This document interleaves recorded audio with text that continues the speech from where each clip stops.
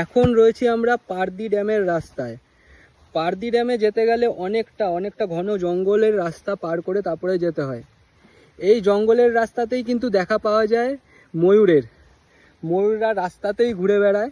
তার টাইম আছে, সময় আছে। আমরা দুপুরবেলা এসেছি 12টা নাগাদ, এই সময় দেখতে পাওয়া যায় না, এত গরমে ময়ূর রাস্তায় আসে না। এখানকার যে লোকাল মানুষ আছে তাদের কাছে জিজ্ঞাসা করেছি, তারা বলল ময়ূর দেখতে গেলে আমাদের আসতে হবে দুপুর 3টে-4টে নাগাদ এবং সকালবেলা 9টার আগে, যখন সূর্যের তাপ এত প্রখর থাকে না, তখনই একমাত্র ময়ূররা রাস্তাতেই বেরোয়।